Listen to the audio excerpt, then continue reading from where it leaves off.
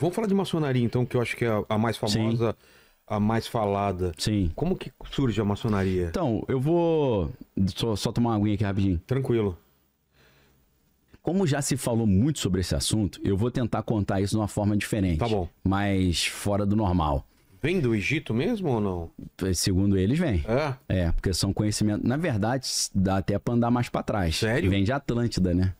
Se for... A Atlântida passou pro Egito. Caramba. Entendeu? Porque a ideia de Atlântida é o seguinte, os caras tinham conhecimento de alto nível, tinha tecnologia melhor que a de hoje. Era uma civilização mais avançada. Muito avançada, só que aí eles começaram a usar esse conhecimento para dominar, para subjugar, para o mal. Aí os deuses destruíram a Atlântida. E quando os deuses destroem a Atlântida, esse conhecimento é preservado por algumas poucas pessoas que sobraram daquilo ali. Esse conhecimento, então, ele sobrevive no Egito. Então o Egito vai tentar cultivar esse resto desse conhecimento. É claro que quando a gente fala de Atlântida, a gente está falando de uma coisa que, adaptando para a Bíblia, é o dilúvio, né? Ah, é? É, o equivalente ao dilúvio. O dilúvio que veio para destruir a Atlântida também. Que veio para destruir aquela civilização pré-diluviana que era... A Bíblia diz que naquela época o coração do homem era continuamente mau, né? Ah, entendi. A Bíblia fala em Gênesis 6, meu espírito não vai mais contender com o homem, porque ele é carne, e os seus dias são 120 anos. Então depois de 120 anos veio o dilúvio. Só que o dilúvio não exterminou todo mundo, sobraram algumas pessoas, né? Segundo a Bíblia, tinha 8 pessoas na arca, né? 4 homens e 4 mulheres, né? Noé, Sem, Cã e Jafé e as esposas deles, né? E de Cã saiu os cananeus e saíram também os egípcios, né? Porque um descendente de Cã chama Misraim. Ah, é? Misraim é o nome hebraico para o Egito. Inclusive é um nome no plural porque tinha o Reino do Norte e o Reino do Sul, por isso que é... Provavelmente teria algum conhecimento. Então, parece que esse conhecimento, o Cã e o Canaã, eles continuaram esse conhecimento. E aí o Egito foi fundado em cima desse resquício desse conhecimento, né? Talvez essa arca também não seria só de material genético, mas também de conhecimento técnico. Também, com certeza. A própria estrutura arquitetônica da arca é incrível. É um negócio que é impressionante. São medidas que você usa hoje para construir um navio. Você vê que é um navio que é perfeito para suportar um cataclisma daquele, né? Porque ele praticamente tem um centro de gravidade que ele não tomba. Então, isso o maçom, ele gosta muito disso, né? As medidas de um navio que sobreviva a isso. Porque para eles, como é arquitetura, é construção, é engenharia, é tudo com base nos números e nas medidas, né? E não deixa de ser uma coisa mágica para quem não entende, né? Totalmente mágica, com certeza. Um papel para você, e você, sem a gente transforma aquilo no navio. Num navio, num prédio, numa coisa. Como é que o cara morreu, deixou escrito, aí passou esse conhecimento, né? Pro analfabeto daquela época era uma coisa totalmente fora do comum. Imagino que para eles viam essas pessoas até como com dons sobrenaturais. Sim. Então, né, geralmente que os maçons vão falar, né, que a maçonaria surge nessa época quando os pedentes, para não dar vantagem pro inimigo, né? O pessoal do exército escondia o conhecimento de como fazer armas, catapultas, para não dar vantagem pro inimigo. Até porque você imagina, né, hoje a bomba atômica. Bomba atômica é um conhecimento secreto também, oculto. Dizem até que a bomba atômica não existe, alguns, né? Que é outra coisa. Como assim? Que não é uma bomba exatamente, é um outro tipo de tecnologia, porque alguns acham que pela física é impossível você criar uma bomba atômica. Eu acho ignorância isso. Ah, tá. Né? Mas imagina se todos os países do mundo tivessem bomba atômica. Ia ser um negócio complicado, né? O cara acordou chateado com a mulher e joga a bomba atômica no vizinho. Então, tem um lado bom de certos poderes, é bom não estar na mão dos malucos, né? Mas eles vão dizer isso, que esse conhecimento foi passando, aí de Atlântida passou para o Egito, do Egito passou para os gregos, né? Principalmente o Pitágoras, que foi para o Egito estudar, né? Aprendeu a matemática lá. O Tales de Mileto, primeiro filósofo, aprendeu matemática e filosofia no Egito. Foi assim que ele conseguiu ser o primeiro grego que previu um eclipse. Ele chegou pros caras e falou, ano que vem, data tal, vai ter um eclipse. Os caras, vai nada. Aí teve, esse cara é um deus. Ele falou, não, fiz umas contas que eu aprendi no Egito lá, pô. Nossa. Entendeu? Então, esse conhecimento vai passando nos grandes impérios, né? Egito ali, Grécia, Babilônia, Império Medo-Persa. Aí depois para os romanos, dos romanos esse conhecimento se mistura um pouco ali com os árabes vão guardando alguns desses conhecimentos, conhecimentos não só de engenharia e de guerra, mas conhecimentos esotéricos também, né? Conhecimentos espirituais, porque segundo é um maçom italiano chamado Leo Zagami, ele diz que a magia foi a primeira arma de guerra. Né? Porque o primeiro jeito de você destruir o cara pra ele era você fez um feitiço pra destruir o cara. Não era. Não, segundo ele né? Ah, tá. A magia é a primeira arma de guerra que já existiu. Você descobriu um jeito de fazer um feitiço pra destruir seu inimigo, né? E ele acredita nisso, né? Então, não é por outro motivo que existe também um vínculo entre as sociedades de espionagem e o ocultismo também. Porque existe todo um... Isso é um universo. A gente pode depois separar um dia para falar só sobre isso. Ou se quiser dar uma palhinha hoje. Na América, na Alemanha nazista, o que os caras fizeram com experiências com... com essa parte sobre paranormal, percepção extrasensorial, né? Total. E na Rússia também, né? Os russos desenvolveram muito isso. Os alemães... Né, eles tinham as sociedades deles lá, Thule, né, tinha o princípio do Vril. No caso dos alemães, eu já indiquei esse livro aqui, vou indicar de novo, que é As Relíquias Sagradas de Hitler, que é do Sean Kirkpatrick. Esse livro aí é sensacional, porque vai mostrar o quanto de ocultismo e de sobrenatural motivava aquele maluco a fazer aquilo que ele fazia. Tem até uma questão louca de Atlântida também envolvida. O quê? E sem esse conhecimento é difícil você entender o que esses caras estavam querendo na Alemanha. Porque eles tinham um entendimento que para o mundo evoluir espiritualmente, a humanidade precisava abandonar as civilizações pré-diluvianas. Aquela ideia que a Atlântida fez besteira, tinha que eliminar os caras. Sim. Dentro de algumas linhas esotéricas, os deuses não conseguiram eliminar todo mundo do mundo de Atlântida, porque sobraram Noé e os filhos, pô. Então, qual que era um dos entendimentos do esoterismo que Mas talvez tenham sobrevivido mais também. Mas ali tem um detalhe, por quê? Dos 3 filhos de Noé, Sem, Cã e Jafé, de Sem, você sai os semitas. Tá. E aí de Sem, ele tem um descendente chamado Éber, que aí vem os hebreus. Pô, vem tudo de lá, então. Aí qual é essa interpretação esotérica? Esses caras são pré-diluvianos. Estão no mundo ainda.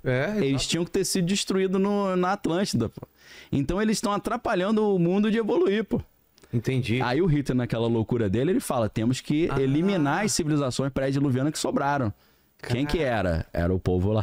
Ele fez todo esse caminho. Tinha esse cálculo, Nossa, e que ele acreditava, se ele exterminasse esse povo e tivesse acesso a umas relíquias sagradas como a Arca da Aliança, a lança de Longino que perfurou Jesus, e ele realmente estava procurando isso tudo, isso é fato, não é só filme do Indiana Jones, não. Aquilo é real. O cálice.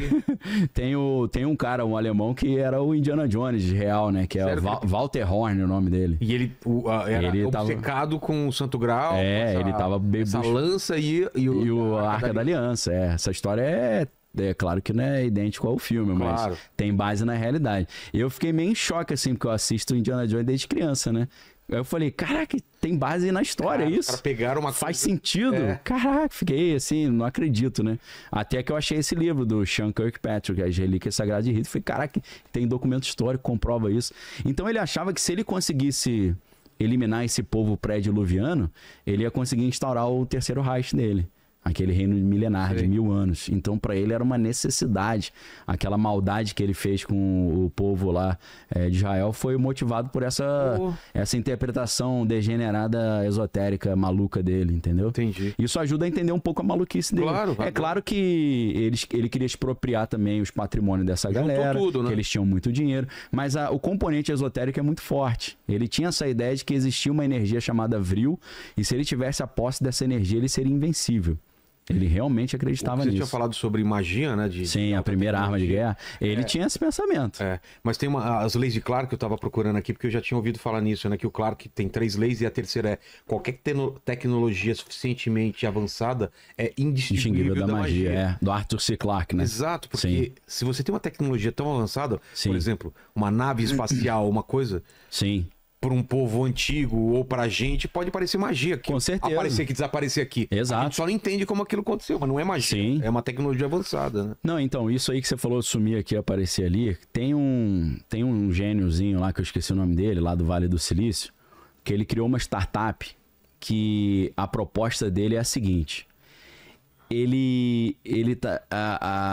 O objetivo dele é provar que se os OVNIs existem, e eles conseguem sumir aqui e aparecer ali, ele tem uma proposta de uma explicação da física para isso.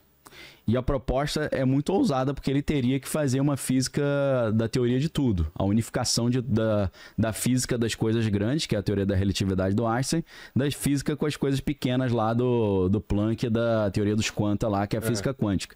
Até hoje não conseguiram fazer essa conexão da física que rege as coisas muito grandes, as galáxias, os planetas, com a física que rege o mundo subatômico, né? A teoria das cordas era uma tentativa de fazer isso, mas parece que não deu certo, né? Hoje em dia eles meio que descartaram já. Teoria M, teoria da Exatamente, isso aí. Você colocar mais dimensões para funcionar os cálculos. Exato. E uma das explicações que eu já ouvi também, os objetos que somem daqui separados, simplesmente porque elas estão atuando em outras dimensões. Sim, então, exatamente.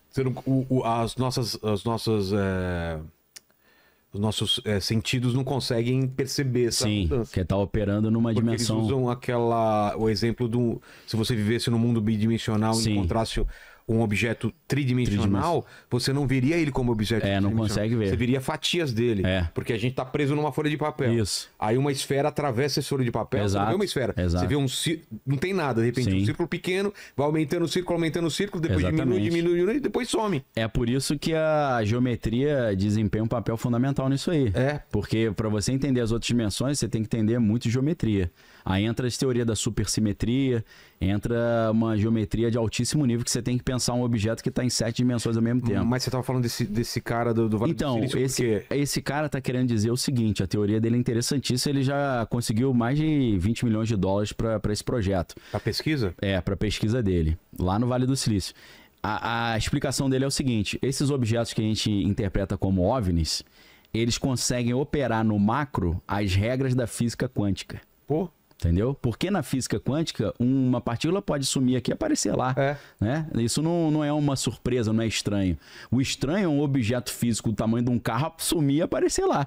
Então ele diz que existe uma física que consegue aplicar as regras do quântico no macro. Cara, quântico é muito louco, né? É muito louco. Duas partículas separadas no espaço transferem essa informação com uma velocidade maior que o da luz. Sim. Então... Não, você vai ver o paradoxo de Thoma lá, explica que quando você tem um elétron potencial, aí o elétron potencial vira um elétron real, ele já ao mesmo tempo cria a antítese dele, o inverso dele. Por isso que o Einstein achava tudo isso meio... Ele ficava meio chateado, né? Pois é fantasmagórico essa parada. E é tudo muito aleatório, muito relativo, né? Então é tudo estatístico, né? Ele ficava chateado com a estatística. Cara, a ideia dele A ideia dele é interessantíssima, é genial, né? Se ele conseguir explicar que a física quântica está sendo aplicada a objetos grandes, né?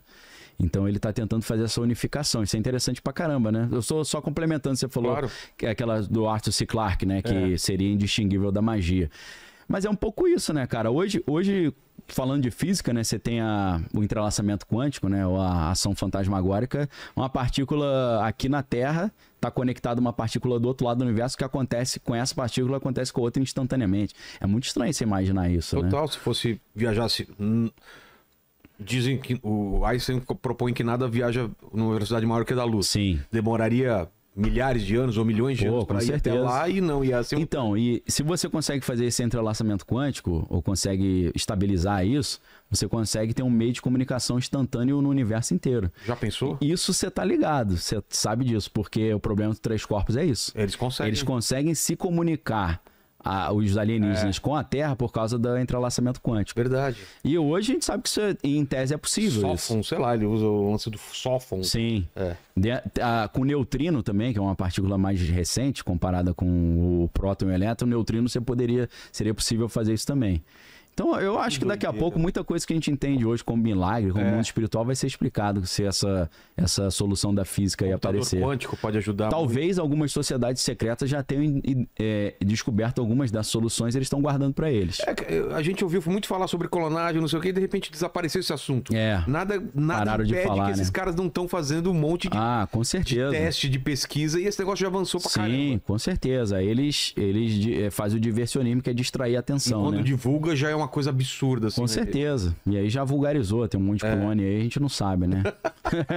É uma opção, né? Mas a gente tá falando da história da maçonaria ainda, né? Vamos voltar pra maçonaria. Então, o que acontece, né? Esse conhecimento de construção, esse conhecimento bélico, esse conhecimento de comunicação, a escrita, ele vai sendo passado, né, de império para império, de geração em geração, até que você chega ali numa época em que muitos árabes conseguiram guardar esse conhecimento, e uma sociedade secreta curiosíssima, interessantíssima, é a Ordem dos Assassinos, que dá origem a Assassin's Creed. E dá origem também àquele Príncipe da Pérsia, né? Também? Tanto o jogo quanto o filme, né? Porque o Príncipe da Pérsia, ele é dos assassinos, ele entra pros assassinos, tem aquele salto da morte, que ele pula da torre, entendeu? Tem tudo a ver com Assassin's Creed, né? Então, esse cara, o nome dele é Hassan ibn Sabah, que era o líder desse grupo. O que acontece? Era uma época que o mundo árabe estava todo sendo islamizado, né? Tava tendo ali, depois do ano 600 e pouco, tava tendo a Revolução Islâmica, né? E ele não queria virar islâmico. E aí o que ele fez? Já malandramente. Ele montou ali um grupo de soldados ali, que eram soldados kamikaze. Como é que ele fazia isso? Ele pegava o cara, trazia pro palácio dele e falava assim, ó, eu tenho poder para decidir quem vai pro céu e quem vai pro inferno. Aí o cara, duvido, ele fala, senta aqui na mesa que você vai ver. Aí ele botava um banquete assim pro cara, o cara começava a comer, só que aí o banquete estava misturado com haxixe. Aí o cara começava a comer e ficava doidaço. Quando ele via que o cara tava doidão, ele abria uma portinha, aí tinha um harém com mulheres maravilhosas, ele falava pro cara, ó, curte aí. Aí o cara curtia. Aí quando ele sentia que a onda tava passando, ele puxava o cara e botava na mesa de novo. Aí o cara falava, pô, mó viagem isso. Ele falou, então, eu tenho esse poder de te levar para o paraíso. O paraíso tem as 70 virgens lá. Eu te levo para lá, porque eu tenho esse poder. Aí o cara, pô, o cara é sinistro mesmo. Então, ele acreditava que se ele morresse pelo Hassan ibn Sabah, ele ia parar no harém lá. Então, ele cria um grupo de caras que são kamikazes total. E ele conseguiu fazer o quê? Ele espalhou esses emissários dele, infiltrados em todos os exércitos dos inimigos dele. Os caras atingiram um posto de general, de comandante lá. Então, quando finalmente o palácio dele foi cercado, os caras, os 10 reis foram pra cima dele. E falaram pra ele, ó, melhor você se render que vai sair mais barato. Aí ele falou, começou a rir, falou, você só tá vivo porque eu quero. Aí o cara falou, como assim? Aí ele, meus soldados estão dispostos a morrer por mim. Os caras, estão mesmo? Aí ele fazia assim com a mão, os caras pulavam de cabeça de cima do muro do palácio, morria. Sim. Aí os caras, pô, estranho isso, né? Aí o cara falou, meu irmão, te dou 24 horas pra você se render, amanhã eu volto. Aí o cara ia dormir e acordava com uma adaga dos soldados do Hassan ibn Sabah do lado da cabeça dele. Mano. Falou, pô, minha guarda tá infiltrada. Então ele ganhava, como é que ele ganhou esse poder? Se infiltrando e botando haxixe pra fazer os caras, né, acreditarem nesses poderes espirituais dele. O haxixe dá origem aos hashishim. Os hashishim são os assassinos. A palavra assassino vem dos hashishim. São os caras que eram da ordem do hashish ou dos assassinos do Hassan ibn Sabah. Esse cara, ele não apenas tinha esses conhecimentos de persuasão, manipulação, né, operação psicológica, utilizar entorpecente para dominar os caras, mas ele tinha conhecimentos ocultos também, de esoterismo, que vieram lá do mundo antigo. E foi com esses caras que os cavaleiros templários brigaram quando eles tentaram fazer as primeiras incursões na Terra Prometida, para as guerras de reconquista ali da Terra Prometida. Então, quando os templários foram para lá e foram lutar com esses caras, tomaram ali tomaram um sacode bonito. E aí eles falaram assim, né, se você não consegue vencer, junte-se a ele, né? Então ele falou, pô, me ensina essa parada aí. Eles aprenderam esse conhecimento, tanto bélico, quanto econômico, quanto esotérico. E aí eles, acumulando esse conhecimento e usando aquela estratégia que a gente falou antes, né? Poxa, pacificamos a rota da Europa para Jerusalém. Agora o ricão europeu, no mundo medieval, pode fazer uma viagem para Jerusalém e conhecer a terra de Jesus ali. Aí o cara saía lá com a carruagem, cheio de pedra de barra de ouro, prata, era roubado no meio do caminho. Aí os templários falavam, olha, quem controla as estradas somos nós. Então deixa o dinheiro com a gente aqui na Europa, toma esse recibo e você desconta lá o cheque lá em Jerusalém, entendeu? A gente não viaja aí, pega uns cartõezinhos Somebody Love pra caramba e bota o dinheiro ali no cartão e usa lá nos Estados Unidos. Os templários inventaram isso. Então os templários, eles ficaram muito poderosos. A ordem dos templários traz esse conhecimento que vem lá da Atlântida, passando pelo Egito. Eles aprendem a construir os prédios, os palácios, né, os castelos. Até que, como a gente falou, a igreja acha que eles estão muito poderosos, acaba com eles, né? Prende e mata o Jacques de Molay, que era o líder. E aí, alguns estudiosos dizem que nesse momento, o que eles fazem? Alguns conseguiram sobreviver, colocaram a sua riqueza em navios e mandaram lá para os confins lá da Escócia. E aí na Escócia eles continuam a cultivar esse conhecimento, que naquela época era muito mais um conhecimento operativo do que especulativo, né? Porque hoje se fala sobre maçonaria operativa em comparação com a maçonaria especulativa. O maçom operativo é o cara que sabe construir um prédio, um palácio, um castelo. Não só aprendia a arte da arquitetura e da engenharia, mas ele sabia os significados mágicos daqueles símbolos do pentagrama, do obelisco e por aí vai. Mas aí o que acontece? Em 1717, na Escócia, né, em Londres, surge a primeira loja maçônica, né? Que aí é aquela loja principal que reúne esse conhecimento num rito chamado rito escocês. Por que é escocês? Porque, segundo essa teoria, os templários que tinham esse conhecimento, que sobreviveram, levaram o conhecimento para Escócia. Porque a Inglaterra, o Reino Unido, sendo uma ilha, ele acabou sendo refúgio para muitos grupos ali pagãos que foram perseguidos na época da Inquisição e na época que a igreja estava se tornando hegemônica, né? Você chega lá nos países nórdicos, o cara ele é devoto de Odin, fazia sacrifício humano. Os caras, pô, não pode fazer isso aqui é pecado. Aí o cara se escondia na Inglaterra. Então foi refúgio para muitos grupos minoritários ali, grupos ocultistas. E não é por acaso que o Harry Potter, Led Zeppelin, Aleister Crowley, Lago Ness, Golden Dawn, tudo lá. Vem tudo dali, né? Porque ali virou a zona franca zona franca da galera à margem do cristianismo, né? Então, assim, a maçonaria, em tese, surge disso, né? Mas é claro que ela é muito mais do que isso, tem vários ritos diferentes. Você tem o rito o rito escocês é o mais famoso, que é esse que tem 32 e tem o grau 33 ali, o honorífico, dentro do rito do escocês, sim. Mas você tem o rito de York também, que tem 9 graus, se eu não estou enganado. Você tem o rito... você tem o rito moderno, você tem até rito brasileiro, rito francês, então tem uma série de ritos ali. Então a maçonaria não é uma coisa, existe uma comaçonaria, né? Uma maçonaria paralela, que aceita mulher também, assim como é baseada num grupo que surgiu na França chamado Les Droits Humains, né? Que é o Direitos Humanos. E aí esse grupo aceita mulher. Tem nos Estados Unidos tem um problema, porque até então a maçonaria não aceitava pessoas de cor ou pessoas de origem afro. Eles tinham esse negócio que se é real é ridículo, né? Até os maçons europeus falam, pô, esses maçons americanos, palhaço, né? Não pode entrar, certo tipo de pessoa não entra. E aí tem uma maçonaria nos Estados Unidos chamada Priest Hall, que é uma maçonaria que entra pessoas de cor também. Talvez hoje eles já estejam aceitando, porque hoje em dia acho que não tem mais contexto para tu mandar um migué desse, né? De falar que não pode, que é pegar mal pra caramba. Então tem vários tipos de maçonaria.